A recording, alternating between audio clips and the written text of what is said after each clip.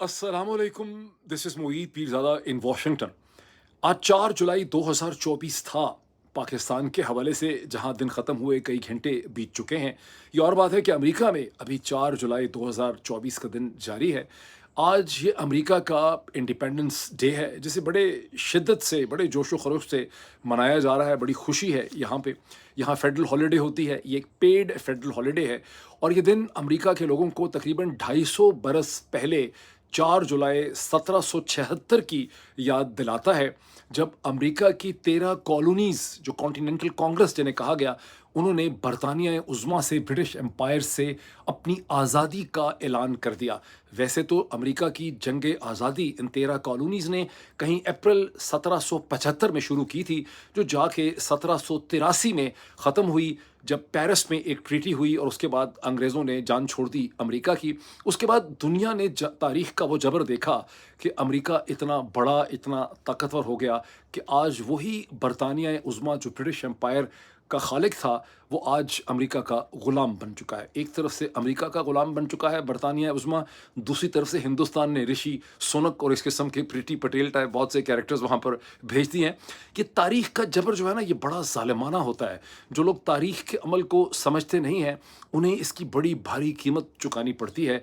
अज़े राह मज़ाक अगर मैं कह दूँ, मुझे कभी कभी खौफ महसूस होता है, कहीं ऐसा ना हो कि पाकिस्तान के दिन ऐसे हो जाएं जिस तरह से जा रहे हैं, कि कल कला को हम IMF के अलावा अफ़गान तालिबान जो हैं उनसे भी एड मांग रहे हों, या हमारे फाटा के एरियाज़ जो भी तो अपनी ऑटोनॉमी मांगते हैं, कहीं वो ये ना कहना शुरू कर दें कुछ सालों के बाद कि हमें अफ़गानिस्तान का हिस्सा बनना है। बहरहाल, coming to the situations in Pakistan, Pakistan में चौधरी निज़ामुद्दीन और शरीफ ख़ानदान की जो वीगो किंगडम है, वीगो kingdom of fear and terror, उसमें कॉमेडी शो उसका जो है बड़ी शिद्दत से जारी रहा। आज के इस कॉमेडी शो के अंदर दो बड़े ही सिग्निफिकेंट वाक़यात हुए। वाक़यात तो बहुत से हुए और बड़े इंटरेस्टिंग गर्मा गर्म किस्म की ये डिटेल्स हैं, लेकिन दो वाक़यात जो हैं वो दिन को डिफ़ाइन करते हैं। एक वो है जब आप देखते हैं कि पाकिस्तान की जो सुप्रीम कोर्ट है, उसने लाहौर हाई कोर्ट का जो इलेक्शन ट्रिब्यूनल्स का फ़ैसला था जस्टिस शाहिद करीम का, उसे सस्पेंड कर दिया। साथ इलेक्शन कमीशन ऑफ पाकिस्तान की नोटिफिकेशन को भी इलेक्शन ट्रिब्यूनल्स के हवाले से सस्पेंड कर दिया। और वो सारा जो ड्रामा हुआ वो बड़ा इंटरेस्टिंग है, मैं उसकी भी डिटेल्स आपसे शेयर करता हूँ। साथ ही पाकिस्तान की सेनेट ऑफ पाकिस्तान ने जो इलेक्शन अमेंडेड एक्ट 2024 जो है, जिसका मकसद ये है कि आप इलेक्शन ट्रिब्यूनल्स के अंदर रिटायर्ड जज साहिबान को लगा सकते हैं, उसे अक्सरियत से पास कर लिया। ये दोनों चीज़ें आपस में जुड़ी हुई हैं और मैं भी आपको एक्सप्लेन करता हूँ कि इसकी अहमियत, इसकी सिग्निफिकेंस, इसके अंदर साजिश क्या है, इसके अंदर कहानी क्या है, इसके अंदर ट्रिक क्या है। ये सिर्फ वाक़यात को डिस्क्राइब करने की बात नहीं है, मैं इसका एक्सप्लेन करता हूँ आपको। लेकिन एक बड़ा इंटरेस्टिंग बैकग्राउंड आपको दूँ। कल शाम को नियर वाशिंगटन के करीब कहीं एक डिनर के ऊपर, जहां डॉक्टर शहबाज गिल ने कुछ लोगों को इनवाइट किया हुआ था, उनके दोस्त थे, वहां एक बहुत ही इंटरेस्टिंग पाकिस्तानी नज़ाद, पाकिस्तानी ओरिजिन शख्सियत से मेरी मुलाकात हुई, जिन्होंने बहुत सख्ती से मुझे ताकीद की कि मैं उनका नाम बिल्कुल ना लूँ इस हवाले से जो मैं भी आपको बताने वाला हूँ। वहाँ डिस्कशन ये हो रही थी कि पाकिस्तान का काजी वक्त जो है, जिसने इसी हफ्ते जब उसने 2 जुलाई को रिज़र्व्ड सीट्स के जो पिटिशन का फैसला चल रहा है तहरीक इंसाफ सुन्नी इत्तेहाद काउंसिल का, जब उसको 9 जुलाई पे फेंका, तो काजी साहब ने उसी दिन 2 बेंच बनाए। एक बेंच बनाया 7 मेंबर का मिलिट्री ट्रायल्स, जो trials of civilians by the military है, उसमें जो अपील है सुप्रीम कोर्ट के अपने फैसले के ख़िलाफ़, उससे सुनने के लिए वहाँ 7 मेंबर का एक उन्होंने बेंच बनाया, जिसे जस्टिस अमीनुद्दीन खान हेड करते हैं। और दूसरा उन्होंने 5 मेंबर का बेंच बनाया उसी दिन, ट्यूसडे को 2 जुलाई को, जिसे वो खुद हेड कर रहे थे। और इस 5 मेंबर के बेंच ने इलेक्शन ट्रिब्यूनल्स के ऊपर इलेक्शन कमीशन ऑफ पाकिस्तान की अपील सुन ली। वो जो साहब मुझे मिले, बहुत ही इंटरेस्टिंग, बहुत ही इंटेलिजेंट साहब, अननोन रहेंगे, उनका नाम मैं नहीं लेता। मैं उनसे डिस्कशन कर रहा था कि काजी साहब जो है, ये अंडरस्टैंडेबल है कि काजी साहब की बुनियादी जो ज़रूरत है यहाँ पे, वो ये है कि वो जो रिज़र्व सीट्स का सुन्नी इत्तेहाद काउंसिल स्ट्रोक पाकिस्तान तहरीक इंसाफ वाली रिज़र्व सीट्स की पिटिशन और केस है, जिसको उन्होंने 9 जुलाई में फेंका है, वहाँ से वो चाहते हैं कि उन्हें 7 या 7+ जजेस की हमायत हासिल हो सके, ताकि ये चोरी शुदा जो सीटें हैं पाकिस्तान तहरीक इंसाफ की, इन्हें वो वापस दे सकें जिन्हें अतर मिनल्ला वाले बेंच ने सस्पेंड कर रखा है। और ये उन्होंने शहबाज शरीफ को, PDM2 को, इन्हें जरदारी और शरीफ ख़ानदान को ये सीटें जो हैं उन्होंने वापस करनी है। लेकिन मैंने सवाल ये रेज़ किया अपने उस दोस्त से, मैंने उनसे कहा कि मुझे समझ नहीं आती कि, और ज़ाहिर है कि जब ये सीटें वापस करेंगे तो फिर इनके साथ जो डील हुई हुई है चौधरी निज़ामुद्दीन की या शरीफ ख़ानदान की, कि आपको एक आपके टेन्योर में एक्सटेंशन करेंगे, आपका टेन्योर चीफ जस्टिस का फिक्स कर देंगे 3 साल के लिए, ताकि काजी साहब मज़ीद 2 बरस के लिए चीफ जस्टिस ऑफ पाकिस्तान जो है वो रह सकें। मैंने सवाल ये उठाया उनसे, मैंने कहा कि यार ये काजी साहब जो है, आज 3 तारीख की रात हो गई है, चंद घंटों में पाकिस्तान में 4 जुलाई जो है पाकिस्तान का डे ऑफ इंडिपेंडेंस शुरू हो जाएगा, 4 जुलाई, इतनी जल्दी काजी साहब ये फैसला कैसे कर पाएंगे? उन्होंने मुझे शक्ल देख के कहा, उन साहब ने जो बहुत इंटेलिजेंट हैं, शुड रिमेन अननेम्ड, उन्होंने कहा डॉक्टर साहब तुसी भी गल कर दो, चलने का मजाक कर दो।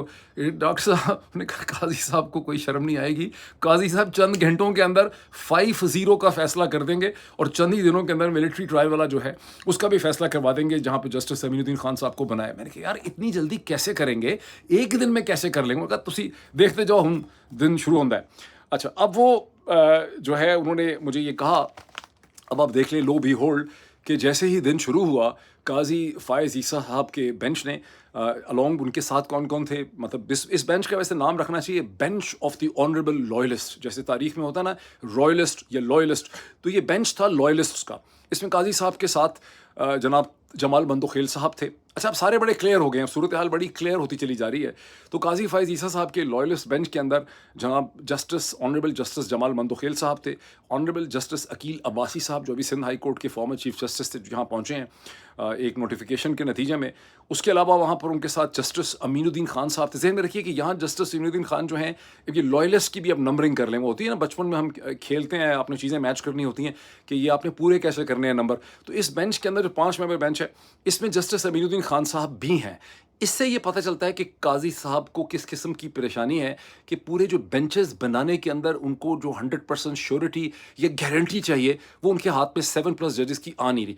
तो जस्टिस अमीनुद्दीन खान साहब इस बेंच में भी आपको नज़र आ रहे हैं, और जस्टिस अमीनुद्दीन खान साहब आपको दूसरे बेंच को हेड करते नज़र आ रहे हैं जो मिलिट्री ट्रायल्स का है।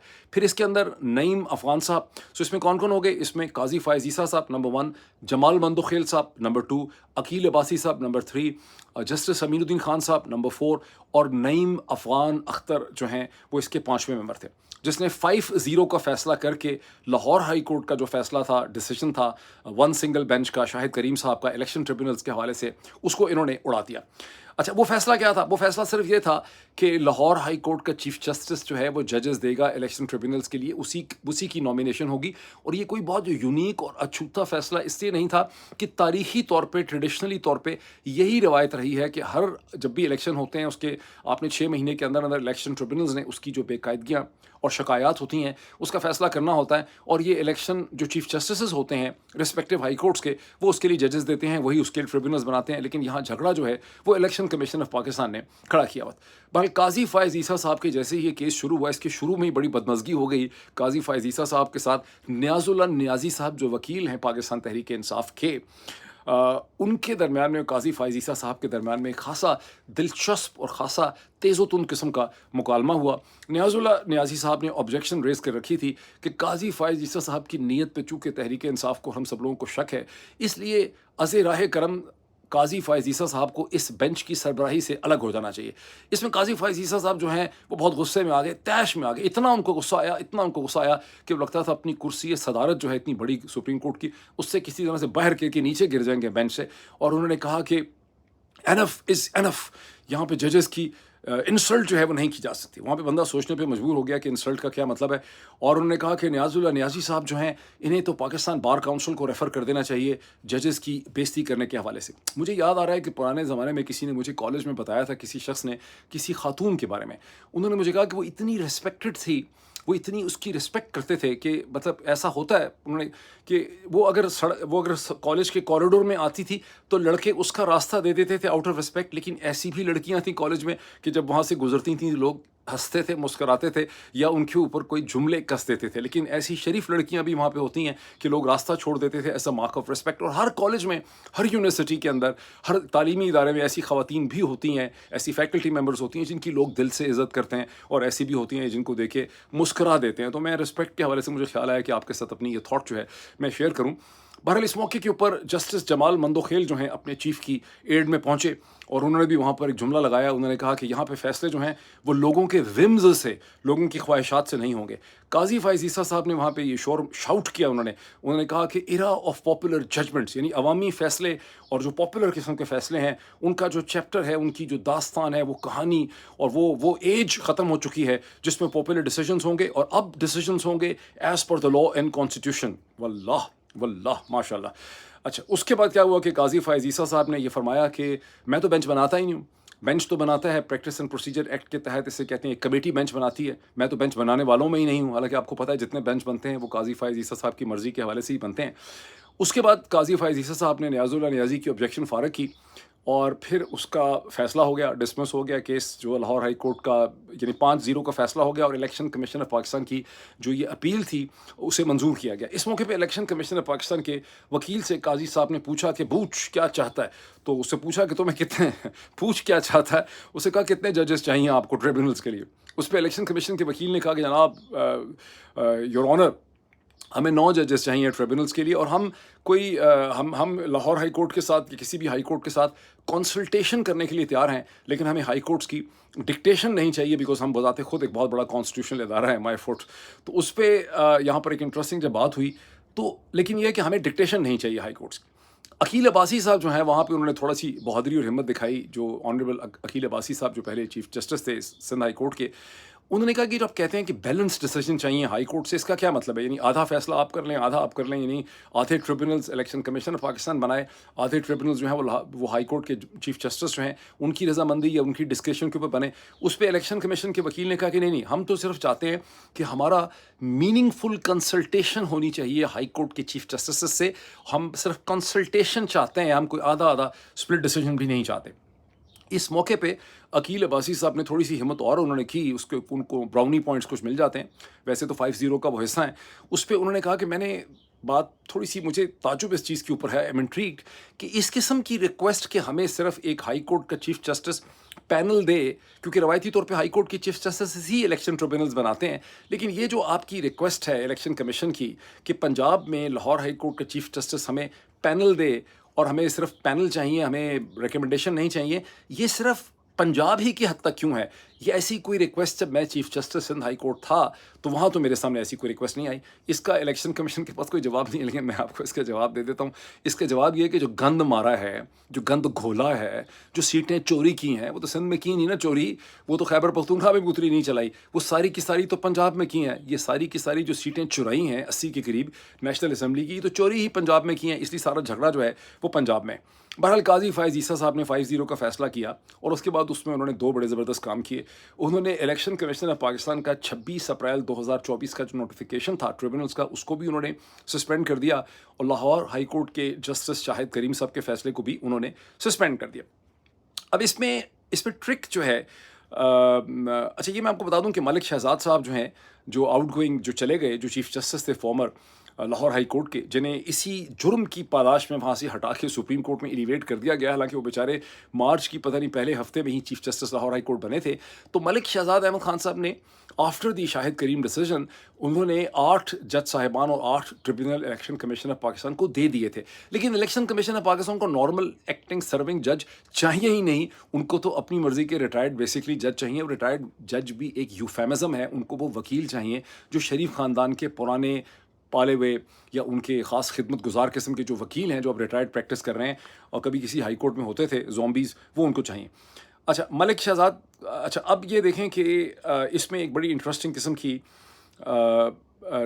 ट्रिक है, और वो ट्रिक इसके अंदर क्या है, उसका ताल्लुक ये है कि आज ही के दिन में इलेक्शन, यहाँ तो ये फैसला करवा लिया गया सुप्रीम कोर्ट ऑफ पाकिस्तान से, दूसरी तरफ सेनेट ने भी जो है इसका फ़ैसला किया, जिसकी मैं भी तफसील आपके साथ शेयर करता हूँ।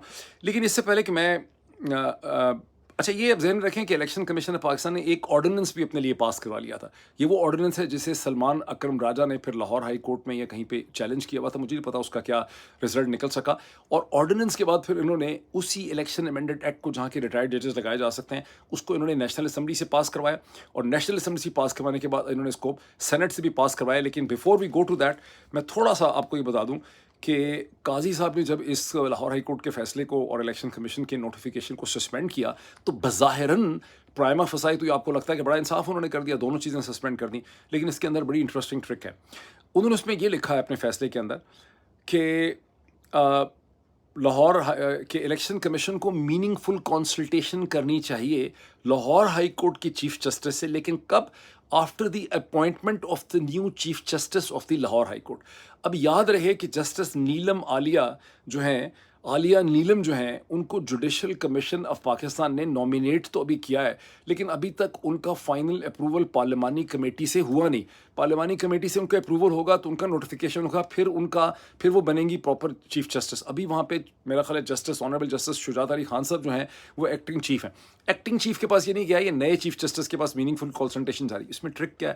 اس میں ٹرک یہ ہے کہ ساتھ ہی نیشنل اسمبلی میں جو الیکشن امینڈڈ ایکٹ تھا 2024 کا, اس کو آج سینٹ سے بھی اپرووی مل گئی ہے, وہ قانون بن گیا ہے. اور اس سارے ٹائم پیریڈ کے اندر ماشاءاللہ the respectable election commission of Pakistan اپنے الیکشن ٹریبونلز بنائے گا اپنی اور شریف خاندان کی مرضی کے, ان کی ریکمنڈیشن پہ, بجائے لاہور ہائی کورٹ کے چیف جسٹس کی ریکمنڈیشن پہ. اب یہ جو الیکشن ٹریبونلز بنیں گے یہ نواز شریف اور شہباز شریف اور اسے کہتے ہیں اعظم نذیر تارڑ صاحب کی اور عظمیٰ بخاری کی ریکمنڈیشن کے اوپر یہ الیکشن ٹریبونلز بنیں گے. عظمیٰ بخاری تو is neither here nor there. Azam Nazir Tarar صاحب کی ریکمنڈیشن پہ یہ الیکشن ٹریبونلز بنیں گے اور وہ اللہ خیر صلاح الیکشن کا فیصلہ کر لیں گے. اچھا میں تو پہلے آپ کو ڈسکرائب کر چکا ہوں کہ سینٹ سے جو انہوں نے الیکشن امینڈڈ ایکٹ 2024 پاس کروایا اس کا کیا مطلب ہے کہ ریٹائرڈ ججز لگائیں گے. یہ سارے کے سارے وہ وکیل ہیں جو بیسکلی شریف خاندان کے بہت قریب ہیں. اب اس میں ایک چیز بڑی انٹرسٹنگ نوٹ کرنے والی ہے جو بڑی کھل کے آپ کے سامنے آ جاتی ہے. قاضی فائز عیسیٰ صاحب کا رول بالکل روز روشن کی طرح آیا ہوں کہ آپ کے سامنے آتا ہے. قاضی فائز عیسیٰ صاحب نے بلہ چھینا, الیکشن تقریباً انہوں نے لوٹ لیا. اس کے باوجود جہاں پنجاب کے لوگوں نے ہمت دکھائی, جس کو میں پنجاب کے لوگوں کا فرینچ ریولوشن کہتا ہوں, شعور کا, کہ انہوں نے جس طرح سے انہوں نے اپنے کینڈیڈیٹس کو ڈھونڈا, جس انٹرنیٹ بھی بند کر دیا گیا اور انہوں نے جا کے ووٹ ڈالا اور تقریباً 160-70 سیٹیں انہوں نے نیشنل اسمبلی کی اٹھا کے تحریک انصاف کو دے دیں. اب دوبارہ اس کے اوپر ڈاکہ مارنے کا جو عمل ہے شریف خاندان کا, اس کے اندر دوبارہ قاضی فائز عیسیٰ صاحب یہ جس طرح سے الیکشن ٹریبونل بنا رہے ہیں. تو قاضی فائز عیسیٰ صاحب کی اسی رول کے حوالے سے جب میرے وہ دوست تھے پرسرار دوست جن سے کل شام کو جب بات ہو رہی تھی, تو میں نے ان کو یہ کہا کہ وہ کہنے لگے کہ قاضی فائز عیسیٰ صاحب کا جو نام ہے وہ پاکستان کی تاریخ میں سنہرے حروف سے لکھا جائے گا. تو میں ان کی شکل دیکھنے لگا, میں سنہرے حروف سے لکھا جائے گا, اس پہ بڑے زور سے کہہ مارا. انہوں نے کہا کہ قاضی دیکھتے جائیں کیا ہوتا ہے. بہرحال اب نیکسٹ قاضی فائز عیسیٰ صاحب نے وہ جو 7 نمبر کا جسٹس امین الدین کا ٹریبونل جج انہوں نے پینل بنایا ہے جس نے trial of civilians by the military court ہے اس کا فیصلہ کرنا ہے. وہ فیصلہ بھی اگر قاضی فائز عیسیٰ صاحب کو ملے تو ایز پر مائی انڈرسٹینڈنگ ان کا جو پرنسپل گول ہے کہ ان کے جو اس مملکت خداداد کے مالکین ہیں اور قاضی فائز عیسیٰ صاحب کے جو مینٹورز ہیں وہ اتنے خوش ہو جائیں, چودھری نظام الدین اور شریف خاندان, کیونکہ وہ ان کو سیٹیں لوٹائیں گے پی ڈی ایم کو, تو پھر وہ ان کو ایک 3 سال کا ٹینیور ٹریک ایکسٹینشن دیں گے. تاہم ہمارے جو رات کے پرسرار دوست تھے دی ان نیمڈ فرینڈ, ان کا کہنا ہے کہ قاضی صاحب کو ایکسٹینشن نہیں, ان کی سسپینشن ہونی ہے بعد میں اور ان کو کچھ ملے گا نہیں. یہ کیسے ہوگا؟ قاضی فائز عیسیٰ صاحب نے اپنا پورا زور لگا دیا ہے, خاص قسم کا زور انہوں نے لگا دیا ہے اپنی ایکسٹینشن کے لیے, لیکن اس کے بعد بھی اگر ان کو ایکسٹینشن نہ ملی, آئی ڈونٹ انڈرسٹینڈ کہ اب کیا ہوگا اس کے آگے. لیکن یہ اس وقت کی ساری کہانی ہے. آئی تھنک میں نے بڑا پریٹی آپ کو اس کا ایک اوور ویو دے دیا, ڈاٹ کنیکٹنگ کر کے کہانی ہے کیا. ابھی کچھ اور بڑی انٹرسٹنگ ڈیولپمنٹس ہیں. پاکستان کے وزیر اعظم جو ہیں شہباز شریف صاحب جو ہیں, اچھا یہ بڑا انٹرسٹنگ ہے کہ کچھ لوگوں کا کہنا ہے کہ باقی سارے لوگ جو استانہ قازقستان پہنچے ہیں وہ تو جہازوں کے ذریعے آئے ہیں, لیکن پاکستان کا وزیر اعظم فارم 47 کے ذریعے ٹریول کر کے استانہ قازقستان پہنچا ہے. بہرحال وہاں سے خبر یہ آئی ہے سورسز سے کہ عزم استحکام آپریشن جو ہے اس کے اوپر ایک آل پارٹی کانفرنس APC جو ہے رکھی جائے گی, اور جیسے ہی فارم 47 کے وزیر اعظم فارم 47 پہ ٹریول کر کے واپس اسلام آباد پہنچیں گے تو اگلے ہفتے کے شروع میں منڈے ٹیوزڈے یہ APC کی بریفنگ ہوگی, اور یہ بریفنگ دی جائے گی प्रिंसिपली तौर पे उन अपोजिशन जमातों के लिए जिन्हें ऑपरेशन अज़्म इस्तेहकाम जो है उसकी अफादियत के बारे में या उसके अगराज़ व मकासद पे कुछ शकूक वगैरह पाए जाते हैं। उसमें पाकिस्तान तहरीक इंसाफ भी है, उसमें मौलाना फजलुर रहमान की JUIF भी है, उसके अंदर ANP भी है, उसके अंदर और भी बहुत से लीडर हैं जैसे जमात इस्लामी है, उसके अंदर महमूद खान अचकज़ई, इस तरह के तमाम लोग हैं जिनसे सबको शक है, उनको ब्रीफिंग दी जाएगी। अच्छा, अब एक इंटरेस्टिंग चीज़ ये नोट करें कि विजन ये जो प्राइम मिनिस्टर शहबाज शरीफ हैं, इन्होंने जब खप पड़ी थी, हम लोगों ने खप डाली, सब सियासी जमातों ने खप डाली, तो उन्होंने कहा कि ऑपरेशन तो हो ही नहीं रहा, वहाँ तो हम एक विजन अज़्म इस्तेहकाम जो है उसको हम लॉन्च करने चले हैं। उसके बाद पता चला कि ऑपरेशन शुरू हो चुका है। अभी पहले ये डिसाइड नहीं कर सका वज़ीर आज़म शहबाज शरीफ साहब और उनका दफ्तर कि ये एक ऑपरेशन अज़्म इस्तेहकाम है, ये विजन अज़्म इस्तेहकाम है जिसके बारे में इनको ब्रीफिंग जो है वो देनी है। अलबत्ता अस्ताना में काज़ाख्स्तान में बड़ा मसरूफ़ टाइम गुजारा शहबाज शरीफ साहब ने। उन्होंने इसराइल के ख़िलाफ़ बड़ी सख्त वहाँ तकरीरें की और उन्होंने कहा कि इसराइल को इंटरनेशनल कम्युनिटी को ठीक कर देना चाहिए, खुद तो किसी ने नहीं करना, उनको ठीक कर देना चाहिए। पाकिस्तान शंघाई कोऑपरेशन ऑर्गेनाइजेशन को स्ट्रेंथन करेगा और किसी भी ब्लॉक को पाकिस्तान जो है वो ज्वाइन नहीं करेगा। कोई वैसे बुला भी नहीं रहा उनकी हुकूमत को कोई ब्लॉक ज्वाइन करने के लिए, लेकिन उन्होंने कहा कि हम नहीं ज्वाइन कर रहे। अब इसमें थोड़ी सी शहबाज शरीफ साहब के लिए, चौधरी निज़ामुद्दीन के लिए वहीं से अस्ताना से एक बुरी खबर आई। वो बुरी खबर क्या है? उस बुरी खबर का ताल्लुक रूस के सदर प्रेसिडेंट पुतिन से है। तमाम शो जो है ना अस्ताना का, काज़ाख्स्तान का, SCO का, वो लूट लिया है प्रेसिडेंट पुतिन ने। अगर आप दुनिया भर के अखबारात को देखें, रॉयटर को, ब्लूमबर्ग को, वॉल स्ट्रीट जर्नल को, न्यूयॉर्क टाइम्स को, AFP को, तो आपको सारी की सारी हेडलाइंस जो हैं पाकिस्तान के अखबारों में भी वो प्रेसिडेंट पुतिन की मुख्तलिफ स्टेटमेंट्स एंड प्रेस ब्रीफिंग के हवाले से हैं। अब उन्होंने किस तरह से एक वहाँ पे ऐसी बात की है जिसको ज़रा शहबाज शरीफ साहब और चौधरी निज़ामुद्दीन दोनों को थोड़ा सा सीरियसली लेने की ज़रूरत है। जब एक प्रेस ब्रीफिंग करते हुए रूस के सदर प्रेसिडेंट पुतिन ने यह कहा कि अफ़गान तालिबान मॉस्को के और रशिया के एलाइज हैं अगेंस्ट टेररिज्म, दहशतगर्दी के। ज़हन में रखिए कि सेंट्रल एशिया के अंदर ऐसी बहुत सी तंजीमें पाई जाती हैं जिनके बारे में शक है कि उनको मगरबी इंटेलिजेंस एजेंसीज फंड करती हैं और रूस को उन तंजीमों से, रूस और चीन दोनों को बड़ी परेशानी है। उन्होंने कहा कि अफ़गान तालिबान जो हैं वो हमारे सपोर्टर हैं, हमारे एलाइज़ हैं, इत्तेहादी हैं against this kind of terrorist organisation.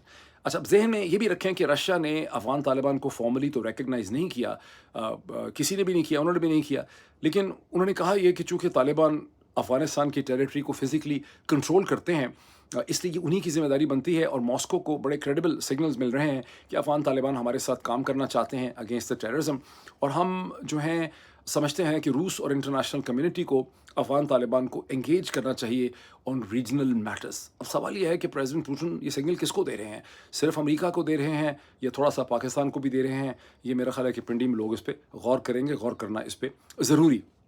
अब मैं आ जाऊँ वहाँ पे, उन्होंने यूक्रेन के हवाले से भी बड़े इंटरेस्टिंग कमेंट किए।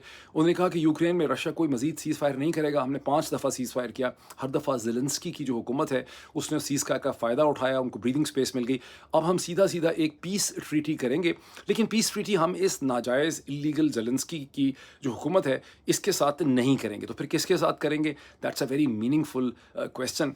साथ ही उन्होंने ये कहा कि जब उनसे सवाल पूछा गया, प्रेसिडेंट ट्रंप ने जो अपनी प्रेसिडेंशियल डिबेट के अंदर, फॉर्मर प्रेसिडेंट ट्रंप ने बाइडन ट्रंप डिबेट में जो कहा कि मैं सुलह करवाऊंगा ज़ेलेंस्की और ट्रंप और पुतिन को, मैं कहूँगा और सुलह करूँगा, मैं यूक्रेन की जंग बंद करवाऊंगा। आपको याद है डोनाल्ड ट्रंप ने कहा कि ये जंग होनी ही नहीं थी अगर मैं प्रेसिडेंट होता।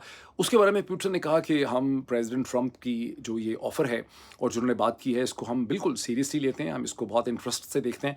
ताहम हमारे सामने अभी तक कोई प्रपोजल आया नहीं है प्रेसिडेंट ट्रंप की टीम की तरफ से। प्रपोजल आएगा तो हम उसको देखेंगे। अब हम वापस आ जाते हैं यूक्रेन से back in to Islamabad and Pakistan Tehreek Insaf का कई दिन से बेचारे कोशिश कर रहे थे, कह रहे मुद्दतों से कोशिशें कर रहे थे कि एक उन्होंने इस्लामाबाद में रैली करनी थी। इमरान खान कई दफ़ा इस रैली की ख्वाहिश का इजहार कर चुके हैं और जब अब लास्ट टाइम ट्यूसडे को सेकंड मेरा ख्याल जुलाई को इमरान खान के साथ मुलाकात हुई मीडिया में या PTI के लोगों की, तो वहाँ पर भी ये था कि रैली जो है वो की जाएगी। अब वो 6 जुलाई की इनको परमिशन मिली हुई थी रैली की from the office of the deputy commissioner साहब बहादुर, ईस्ट इंडिया कंपनी के जो हैं ऑफिसर, और जगह मिली इनको इस्लामाबाद में तरनोल फाटक के ऊपर। अब ख़बर यह है कि मजलिस वहदतुल मुस्लिमीन वो तहरीक इंसाफ को कह रही है कि हमें इस रैली को, तरनोल फाटक की जो रैली है, इसे कैंसिल कर देना चाहिए क्योंकि मुहर्रम भी है और साथ ही अरेस्ट भी चूँकि बहुत ज़्यादा हो चुके हैं। अब ये अरेस्ट का क्या मामला है? अरेस्ट के मामले से पहले थोड़ा सा तरनोल फाटक पे हम जायज़ा ले लें کہ یہ کہانی شروع ہوئی تھی ڈی چوک سے. آپ کو یاد ہے کہ عمران خان کے زمانے میں جب یہ ریلیز نکال کے آتے تھے, ایک جوائنٹ ریلی بھی محترمہ مریم نواز صاحبہ اور بلاول زرداری ایک جوائنٹ ریلی لے کے آئے تھے, پتہ نہیں کہاں سے, اور نہیں میرا خیال ہے بلاول الگ سے ریلی لے کے آئے تھے اور مریم نواز اور حمزہ لے کے. تو اس زمانے میں بلاول جو ہے وہ ریلی کا اختتامی پوائنٹ ان کا جو تھا وہ ڈی چوک تھا. اس وقت جو بھی سیاسی جماعت مظاہرہ کیا کرتی تھی عمران خان کے زمانے میں, وہ آسانی سے ڈی چوک پہ آ کے بلو ایریا میں آ کے مظاہرہ کرتی تھی, کر سکتی. پھر وہ جو ہے نا کہ ایک غزل ہے اردو کی کہ پہلے جہاں پھر جانے جاں پھر جانے جانا ہو گئے, پہلے جہاں پھر جانے جاں پھر جانے جانا ہو گئے.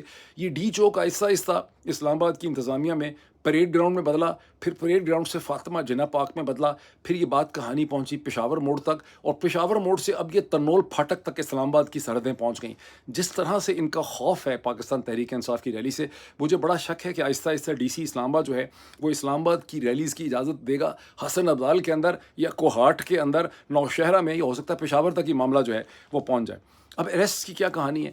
اریسٹ یہ ہے کہ پھاٹک کی پرمیشن دینے کے بعد ترنول پھاٹک کی دبا کے وہ تمام لوگ جو تحریک انصاف کی اس ریلی کے آرگنائزر منتظمین ہو سکتے تھے, ان کو چن کے اسلام آباد اور راولپنڈی کی پولیس نے ان کو اریسٹ کر لیا. اور اس کا جو فائنل ڈراپ سین ہوا ہے وہ آج کے دن ہوا ہے جب عامر مغل صاحب جو پریزیڈنٹ ہیں اسلام آباد کی تحریک انصاف کے, وہ جب ملنے کے لیے گئے ڈپٹی کمشنر صاحب بہادر ایسٹ انڈیا کمپنی اسلام آباد میں, تو وہاں سے ان کو گرفتار کر لیا کہ دفتر کے باہر سے ملاقات پتہ نہیں ہوئی کہ نہیں ہوئی, اور وجہ کوئی نہیں بتائی گئی. ابھی وہ دے دیں گے, کوئی اس کا نوٹیفیکیشن ایشو کر دیں گے کس وجہ سے ان کو گرفتار کیا. لیکن سارے ہی لوگ جنہوں نے ریلی آرگنائز کرنی تھی وہ گرفتار ہو گئے. تو لگ یہی رہا ہے کہ 6 اپریل کی جو ریلی ہونی تھی, 6 جولائی کی, وہ اب نہیں ہونے لگی. اب ایک آخری ورڈز آپ کے ساتھ شیئر کروں بڑے دکھ کے ساتھ. اس کا تعلق یہ ہے کہ ویسے تو کئی دن سے یہ افواہ چل رہی تھی, واٹس ایپ کے اوپر لوگ کہہ بھی رہے تھے کہ ایمبیسڈر مسعود خان صاحب, پاکستان ایمبیسڈر ٹو واشنگٹن جو ہیں, ان کا ٹینیور ختم نہیں ہوا, ان کو آربیٹریریلی ایک دم سمریلی ڈسمس کیا گیا ہے, ان کو سیک کیا گیا. میں نے اس پہ کامنٹ کیا, یہ بانی تو جس طرح سے ان کی خبر آئی مسلسل چل رہی تھی خبر, لیکن ابھی ایمبیسی کے سورسز کسی سے میں نے یہ سنا ہے جو بہت ہی کانفیڈنس سے یہ کہتے ہیں کہ ہاں ایمبیسڈر سردار مسعود خان صاحب جو ہیں وہ ابھی ان کا ختم نہیں ہوا تھا, ابھی وہ سمجھتے تھے کہ وہ ٹھہریں گے, لیکن ان کو سمرلی سیک کر دیا گیا ہے جب امریکن کانگریس میں 368 ورسز 7 کی جو ہے جو قرارداد جو ہے پاس ہوئی, جس میں پاکستان سے یہ مطالبہ کیا گیا کہ پاکستان سے تو مطالبہ نہیں کیا گیا, بنیادی طور پہ بائیڈن ایڈمنسٹریشن کو امریکن ہاؤس آف ریپرزینٹیٹیو نے کہا کہ پاکستان میں جو انتخابات ہوئے 8 فروری 2024 کے, ان کی ایک پراپر ٹرانسپیرنٹ انویسٹیگیشن انکوائری ہونی چاہیے, اور 3 چیزیں بائیڈن ایڈمنسٹریشن انشور کرے پاکستان کے حوالے سے, پراپر جمہوریت کا تسلسل, انسانی حقوق ہیومن رائٹس, اور تیسری چیز ہے رول آف لا. تو وہ کہتے ہیں کہ اس کے فوراً بعد ایمبیسڈر صاحب جو ہیں ان کو سیک کر دیا گیا. اب ظاہر ہے میں نے کوئی سیکنگ کا نوٹیفیکیشن تو نہیں دیکھا, لیکن ایمبیسی کے اندر سے کم از کم خبر یہی ہے. مجھے سردار مسعود خان صاحب سے کے ساتھ بڑا I feel very sorry for him. He was a brilliant diplomat all his life, لیکن نوکری کا وہ کہتے ہیں جیسے کہ شراب ایسی منہ سے لگی ہے کہ چھٹتی نہیں, یہ نوکری کا بھی لوگوں کو ایسا نشہ ہے کہ چھٹتا نہیں ہے. وہ اپنی زندگی کی کسی اور اپنی کوالٹیز کی کوئی اور وہ اس کو استعمال جو ہے وہ نہیں کر پاتے سرکاری ملازمین. جب سردار مسعود خان صاحب کسی زمانے میں بات ہے نا کہ کیا پوچھتے ہو, کیا کہتے ہیں کہ ابود و باش پوچھو ہو پورب کے ساکن ہو, ہم کو غریب جان کے ہنس ہنس پکار کے. جب سردار مسعود خان صاحب کی نامینیشن ہوئی تھی, ڈیسیجن ہوا تھا ایز ایمبیسڈر ٹو واشنگٹن, تو میں نے سردار مسعود خان صاحب کے لیے اپنے گھر میں ریزیڈنس میں اسلام آباد کے اندر میں نے ایک تقریب منعقد کی تھی, جس میں تمام وہ لوگ جو میٹر کرتے تھے اس وقت اسلام آباد کے سول ملٹری حلقوں کے, ان سب کو میں نے, بہت سے لوگوں کو میں نے بلایا, سب کو تو نہیں, اور اس میں کچھ فارنرز بھی تھے, کچھ اس میں امریکن ڈپلومیٹس بھی تھے, اس میں اور بھی بہت سے لوگ تھے, کارپوریٹ لوگ تھے, اس میں ملٹری کے لوگ تھے. تو سردار مسعود خان صاحب کے لیے میں نے ایک فیئر ویل ڈنر آرگنائز کیا تھا as Pakistan ambassador designate to Washington, جہاں سردار مسعود خان صاحب نے بھی اسپیچز کی اور بھی لوگوں نے کی. سردار مسعود خان صاحب سے میرا تعلق بڑا پرانا ہے. میرے ایک بیچ میٹ ہوتے تھے نشتر میڈیکل کالج کے اندر, جو آج شکاگو میں کہیں پہ فزیشین ہے, ملاقات نہیں ان سے ہوئی. وہ سردار مسعود خان صاحب کے نیفیو تھے یا ان کے کزن تھے, اور انہوں نے جب ہم میڈیکل اسٹوڈنٹ ہوتے تھے تو پہلی دفعہ سردار مسعود خان صاحب نئے ابھی ڈپلومیٹ تھے, میرے خیال فرسٹ سیکرٹری وغیرہ, تو اس وقت ان سے میرا پہلی دفعہ ٹیلی فون پہ بات چیت ہوئی. پھر میری ان سے فارمل ملاقاتیں اس وقت ہوئیں جب وہ پاکستان کے ایمبیسڈر تھے چائنا میں. He was always very kind to me. مجھے وہ پاکستان چائنا ریلیشن شپ پہ بہت بریف کرتے رہے, چائنا کی پالیٹکس, وہاں کی ڈیولپمنٹ, انڈیا کے حوالے سے کشمیر کے معاملات پہ ان کو بڑی گرپ تھی. میں سمجھتا تھا کہ شاید ریٹائرمنٹ کے بعد وہ کشمیر پہ, پاکستان چائنا ریلیشن شپ پہ, Pakistan China U S relationship پہ बिकॉज़ इससे पहले भी यूएन में काम कर चुके हुए थे, 80 बरस के हैं ऑलमोस्ट। तो उसके हवाले से कोई किताबें लिखेंगे, कुछ कंट्रीब्यूट कर देंगे टू लिटरेचर ऑफ अंडरस्टैंडिंग। लेकिन नौकरी की ऐसी उनको आदत पड़ी थी कि यहाँ पर एम्बेसडर जो है, जब हालात इतने ख़राब हो गए कि हर किस्म का गलत काम उनको करना पड़ रहा था, मेरी बड़ी ख्वाहिश थी कि वो यहाँ से रिज़ाइन करते, इज़्ज़त से जो है घर जाते और आज उनकी इज़्ज़त होती। कुछ दिन पहले मैंने देखा कि मुख्तलिफ़ अमेरिका के शहरों में, वाशिंगटन, न्यूयॉर्क वगैरह में, वाशिंगटन में लोगों ने अपने खर्चे से ट्रक चलाए जिनके ऊपर लिखा हुआ था लूज़र। सरदार मसूद खान साहब की तस्वीर लगी हुई थी ट्रकों पे और लिखा हुआ था लूज़र, गुड बाय लूज़र, गो बाय, गो हेल वगैरह वगैरह सारा कुछ। सरदार मसूद खान साहब इतने खौफज़दा थे अपने इस रोल में कि मुझे एक दफ़ा अपना के एक कन्वेंशन था पता नहीं कहाँ डैलस में, मुझे वहाँ मिले और उससे पहले जब मैं आया तो मैंने कई दफ़ा उनको टेक्स्ट वैक्स किया, एक सेमिनार भी में मुझे मिले, लेकिन मुझसे मेरे टेक्स्ट का जवाब देते हुए भी पाकिस्तान का एम्बेसडर डरता था। ये हालात थे पाकिस्तान के एम्बेसडर। तो मुझे उस जगह मिले, मेरे पास आके टेबल में बैठ के आगे पीछे ऐसे करके देख रहे, कोई देख तो नहीं रहा, मुझे फरिश्ता तो नहीं कोई देख रहा।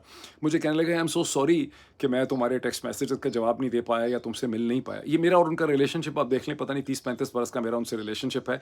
इतना खौफज़दा था पाकिस्तान का एम्बेसडर। मुझे कहने लगे कि मैं मिलना चाहता हूँ तुम्हारे से, मैं को देखता हूँ कोई ऐसी अपॉर्चुनिटी मिले कि हम किसी प्राइवेट जगह पे मिल सकें, मुझे टेक्स्ट करना। मैंने कहा किस नंबर पे करूँ? उन्हें इसी नंबर पे। अच्छा खैर मैंने उनको दोबारा भी वापस आके टेक्स्ट किए, लेकिन उन्हें कभी हिम्मत ना हो सकी कि मुझसे मिलते। ये है 30 साल के रिलेशनशिप की कहानी। वो रिज़ाइन करके चले जाते, किताबें लिखते, तो उनकी बहुत इज़्ज़त होती। जिन हालात में यहाँ से गए हैं और कि वाक़ई सही है कि उनको सैक करके यहाँ से वापस भेजा गया है, तो फिर उसके बारे में मैं क्या कह सकूँ? मुझे बड़ा अफ़सोस है उनके लिए। बल अभी इतना ही, फिर आपसे मुलाकात होती है। Thank you.